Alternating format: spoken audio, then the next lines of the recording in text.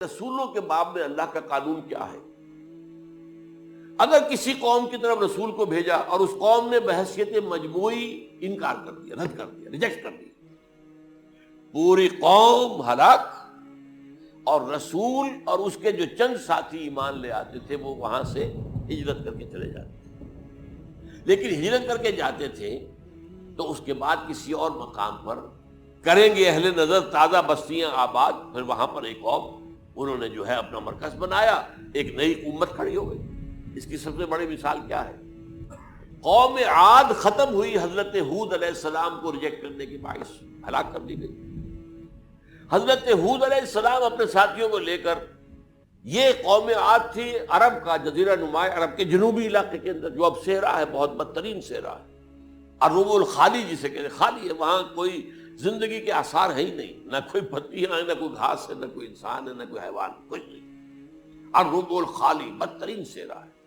وہ صحرا ایسا ہے کہ اس کے اندر کوئی چیز ٹکتی نہیں ہے، جو چیز اوپر ہوگی وہ دھستی چلی جائے گی، اندر چلی جائے گی۔ ورنہ عام صحرا کے اندر ریت کے اوپر اونٹ بھی چلتا ہے، انسان بھی چلتے ہیں، لیکن اس میں نہیں۔ تو یہاں پر قوم عاد جو ہے آباد تھی، اور اب جو ہے وہ سیٹلائٹ سے دیکھ لیا گیا ہے کہ قوم عاد کا جو بڑا بادشاہ تھا شداد، اس نے جو جنت بنائی تھی وہ موجود ہے، زیر زمین اسی صحرا کے نیچے دفن شدہ موجود ہے، جس کو کہا گیا ہے الم تر کیف فعل ربک بعاد ارم ذات العماد التی لم یخلق مثلها فی البلاد۔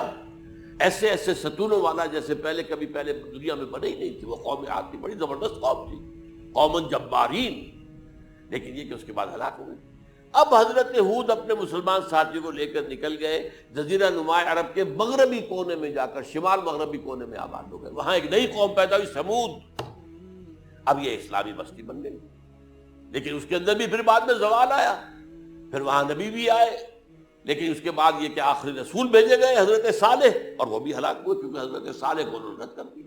تو یہ میں نے مثال دی ہے آپ کو کہ رسول جو ہے وہ وہاں سے اگر ہجرت کرتا ہے تو ہجرت کر کے وہ یہ نہیں جان بچا کے جا کے گمنامی میں کہیں مر گیا، وہ تو جا کر اپنے ساتھیوں کو لے کر جائے گا، اور جا کر جو ہے وہاں پر جو ہے ایک نئی جگہ پر آباد ہوگا، ایک نئی تہذیب ابھرے گی۔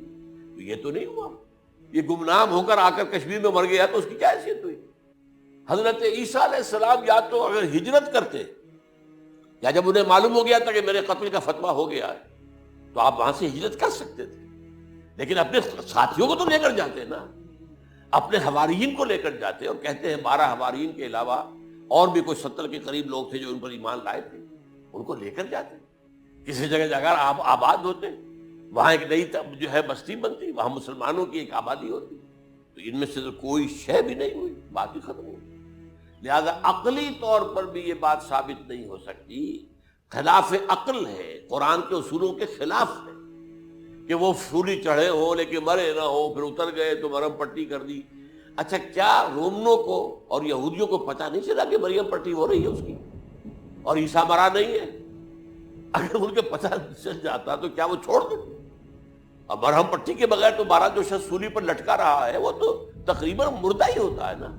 وہ چلیے ہو سکتا ہے کہ کوئی ایسا امکان ہو کہ اس کی نبض ابھی چل رہی ہو اور وہ اتار لیا جائے اور مرہم پٹی کر لی جائے تو بچ جائے، لیکن یہ کہ پھر اس کے بعد وہ اگر وہاں سے ہجرت کرتے تو وہاں سے وہ اپنے حواریین کو لے کر جاتے اور کسی نئی جگہ پر جا کر آباد ہوتے۔ ان دونوں اعتبارات سے یہ بات ناقابل قبول ہے، ناقابل یقین۔ لیکن اسی مسئلے کو لے کر انہوں نے، جو جیسا کہ میں نے بتایا تھا، وفات ہو گئی، کیسے ہو سکتا ہے ہمارے نبی جو سید المرسلین ہے وہ تو زیر زمین دفن ہو گئے اور یہ جو آسمان پر اٹھا لیے گئے، یہ کیسے ہو سکتا؟ پر اس کے اوپر عام لوگ جو ہیں وہ متاثر ہوئے، اور خاص طور پر وہ سائنٹیفک مائنڈ جو بن گیا تھا، تو چونکہ سائنس کے اس خاکے کے اندر وہ بات فٹ نہیں بیٹھتی، لہذا ان لوگوں نے اس کو قبول کیا۔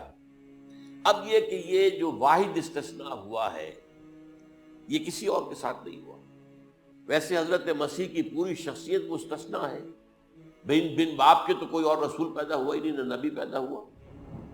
پھر وہ معجزے جو حضرت مسیح کو ملے کسی نبی کو نہیں ملے۔ حضرت صالح کو ایک ہی معجزہ ملا تھا نا، ایسا کہ لوگوں نے کہا کہ تم یہ اس چٹان میں سے ابھی ایک گابن اونٹنی برآمد کر کے دکھا دو، وہ دکھا دی گئی، پھر ہلاک کر دیے گئے۔ لیکن جو اور معجزے حضرت مسیح کو دکھائے وہ بچپن میں بولے ہیں، گود میں تھے یا پگوڑے میں تھے، بولے ہیں انی عبداللہ آتانی الکتاب وجعلنی نبیا۔ یہ بات نہ ہوتی تو حضرت مریم کے کیا حشر کرتی قوم کہ تمہاری بغیر شادی کے یہ کہاں سے لے آئی ہو تم، یہ تو ولد الزنا ہے۔ تو یہ سارا معاملہ جو ہے حضرت عیسیٰ بولے ہیں وہاں پہ، خود وہ بچہ بولا ہے۔ اب اس کے بعد بولنے کی لوگوں کے اندر کیا گنجائش تھی؟ زندہ کو مردہ کر دینا، خوب میں اذن اللہ، مردہ زندہ ہو گیا۔ اور تخلیق حیات، ایک پرندہ بنانا گارے کا، پھونک مارنا اور اڑتا ہوا پرندہ بن جائے، ایک کوڑی کے جسم پر ہاتھ پھیرنا اور کوڑ ختم، ایک مادرزاد اندھے کی آنکھوں پر ہاتھ پھیرنا اور بینائی آ گئی۔ یہ سارے معجزات، مستثنا شخصیت، ان کا یہ استثناء کیوں کیا گیا؟ یہ بڑی تلخ بات ہے، یہ یاد کر لیجیے، کیونکہ یا تو قوم اسی وقت ہلاک کر دی جاتی جیسا کہ ہوا قوم نوح، قوم ہود، قوم عاد، قوم ثمود، قوم شعیب، یہ ہوا کہ نہیں ہوا؟ اور سدوم اور عمورہ کی بستیاں جہاں حضرت لوط بھیجے گئے، اور آل فرعون جو ہلاک کیے گئے، یا تو پوری قوم ہلاک کی جاتی؟ نہیں، یہ یوں سمجھیے کہ اس پورے معاملے کو درمیان میں سے ایک وقفہ دے دیا گیا، حضرت عیسیٰ کو اٹھا لیا گیا، اور حضرت عیسیٰ دوبارہ آئیں گے۔ یہ کیوں کیا گیا؟ اب اس میں بڑی تلخ بات آپ سے کہہ رہا ہوں، یہ آپ کے لیے قبول کرنا آسان نہیں، حلق سے نیچے اٹھنے کی مشکل سے۔ اس قوم کو زندہ رکھا گیا ہے جو ملعون اور مغضوب علیہم قوم ہے۔ سب سورہ فاتحہ میں مفسرین لکھتے ہیں ضالین، یہ نصارہ ہیں، اور مغضوب علیہم یہ یہودی ہیں۔ اور قرآن کہتا ہے لعن الذین کفروا من اہل الکتاب علی لسان داؤد عیسی ابن مریم، لعنت کی گئی ایک ملعون اور مغضوب قوم کے ہاتھوں آخری امت محمد، اور اس کا بھی بہترین حصہ، اس پر عذاب ان کے ہاتھوں آئے گا۔ عربوں پر عذاب یہودیوں کے ہاتھوں، اس لیے ان کو بچایا گیا۔ یہ میں نے کئی دفعہ واقعہ سنایا، مولانا اصلاحی صاحب بتایا کرتے تھے، کیونکہ وہ راجپوت تھے، یو پی کے راجپوت مشرقی حصے کے، کہ ہمارے ہاں کوئی نوجوان اگر کوئی بڑی گری ہوئی حرکت کرتا تھا تو اس کے سر پر چمار کے ذریعے، چمار کے ہاتھوں جوتا لگوایا جاتا۔ اگر راجپوت کے سر پر راجپوت کا جوتا گرا تو چلو تکلیف تو ہوئی، لیکن یہ کہ راجپوت کا جوتا گرا ہے نا، پڑا ہے، لیکن راجپوت کے سر پر چمار کا جوتا، جس کو آپ انگریزی میں کہتے ہیں to add insult to injury, وہ تکلیف بھی ہے جوتا کھانے کی، اور انسلٹ ہے کہ ایک چمار مار رہا ہے۔ یہ امت سب سے خیر امت ہے، کنتم خیر امت اخرجت للناس۔ اس کے لیے عذاب بھی بدترین آئے گا، اور کن پر آئے گا؟ اس امت کا جو اصل نیوکلیس ہے عرب، جس کے بارے میں حضور کی حدیث موجود ہے ویل للعرب، عرب کے لیے بہت بڑی ہلاکت۔ اور آج ہماری نظر میں آ رہا ہے وہ ملعون اور مغضوب علیہم قوم، ان کے سینے کے اندر خنجر کی طرح بھونکی گئی ہے، اور 30 کروڑ کے قریب عرب بے حمیتی، بے غیرتی، بزدلی، کمزوری، ذلت، مسکرت کی مثال بنے ہوئے۔ کوئی بول سکتا ہے اس اسرائیل کے خلاف؟ کوئی بول سکتا ہے؟ 30-35 لاکھ آدمی ہے اسرائیل کے اندر یہودی، اس سے زیادہ تو امریکہ میں 50 لاکھ کے قریب، کل 1.25 کروڑ آدمی ہے یہ یہودی پوری دنیا کے اندر۔ لیکن دیکھیے جو چاہتا کرتا ہے، جب چاہا اس نے عراق کے ایٹمک انسٹالیشن کو تباہ کر دیا، اور سعودی عرب کی فضا میں اس کو فیول کیا ہے انہوں نے، دوبارہ ری فیولنگ جو ہوئی ہے ان کے جہازوں کی، وہ سعودی عرب کی فضا میں۔ یہ صورت جو ہے عربوں کے اوپر، اور اب جو آنا ہے آرمگدان، کیونکہ پوری عیسائی دنیا یہودیوں کے قبضے میں ہے، اور یہ رومی ایک حدیث کی روح سے 80 علم لے کر حملہ آور ہوں گے تم پر، اور یہ ہوگا مڈل ایسٹ میں۔ آپ کو معلوم ہے پوری دنیا میں کہا جا رہا ہے 3rd ورلڈ وار جو ہونے والی ہے وہ مڈل ایسٹ میں ہوگی، اور میں ٹوائنبی کا قول آپ کو سنا چکا ہوں، 1950 کا قول ہے اس کا۔ یہ اس وقت تک تو سوال ہی پیدا نہیں ہوتا تھا، سارا تصادم جو ہو رہا تھا وہ ایک طرف روسی اور اس کے ساتھی تھے، روس اور اس کے ساتھی، دوسری طرف یہ مغربی یورپ اور امریکہ تھا۔ کوئی مسلمانوں اور عیسائیوں کی کسی جنگ کا تو کوئی امکان نظر ہی نہیں آتا تھا۔ لیکن ٹائنبی نے کہا ہے، جو سب سے بڑا فلاسفر آف ہسٹری ہے 20ویں صدی کا، کہ اب جو جنگ ہوگی بڑی، جو اس نیکسٹ سینچری کی، 21st سینچری کی، وہ در حقیقت کمیونزم کے درمیان اور کیپٹلزم کے درمیان نہیں ہوگی، بلکہ عیسائیوں اور مسلمانوں کے درمیان ہوگی۔ یہ میں اس کا حوالہ بھی پورا آپ کو دے چکا ہوں، یہ کہاں یہ بات کہی۔ تو یہ ہے، یہ بات جان لیجیے۔ اور مڈل ایسٹ میں ہوگی، گریٹر اسرائیل بنے گا۔ حدیث میں خبریں، یہ سارے مسلمان ممالک تمہارے ہاتھ سے نکل جائیں گے مسلمانوں، یہ عراق اور اردن اور یہ اور وہ، یہاں تک کہ ترکی، سعودی عرب کا بھی شمالی حصہ نکل جائے گا۔ البتہ مدینے کا جو ان کا پروگرام ہے اس کو اللہ نہیں پورا ہونے دے گا، مدینے میں داخلے کی ان کو اجازت نہیں ملے گی۔ بہرحال یہ سارا کچھ ہونے والا ہے۔ وہ وقت بھی آنے والا ہے کہ حضور کی ایک حدیث کے مطابق ایک شخص کے 1000 بیٹے ہوں گے تو 999 ختم ہو جائیں گے ایک بچے کا۔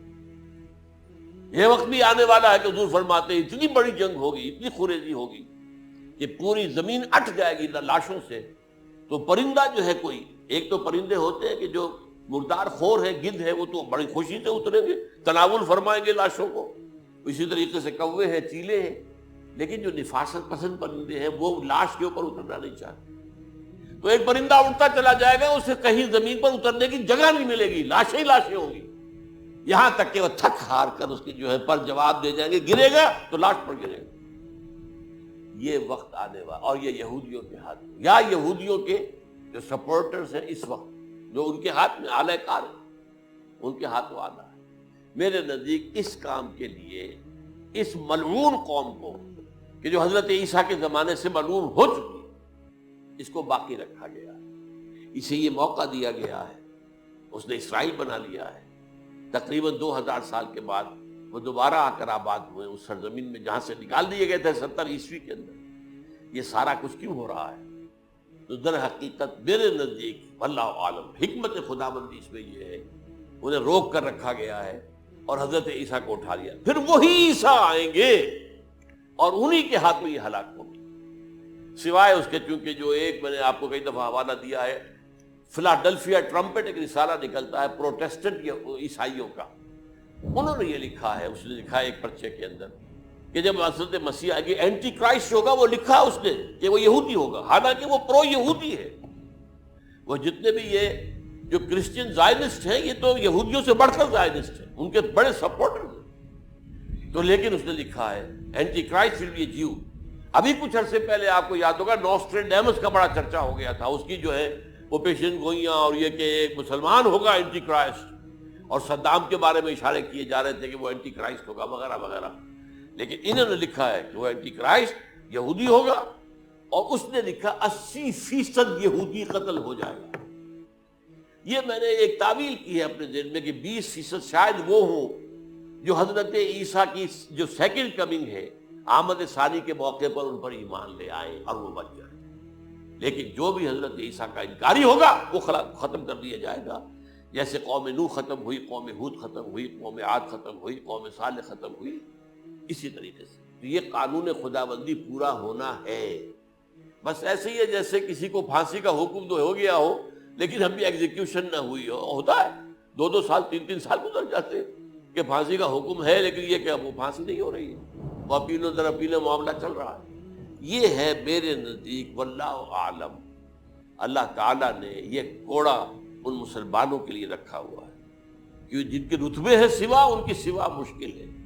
جتنا اونچا مقام اللہ نے دیا عربوں کو، ان میں حضور کو اٹھایا، ان کی زبان میں اپنا آخری کلام نازل کیا، تو ان کی ذمہ داری بھی بہت ہے۔ جن کے رتبے ہیں سوا، ان کی سوا مشکل ہے۔ اقول قولی ھذا واستغفر اللہ لی ولکم ولسائر المسلمین والمسلمات۔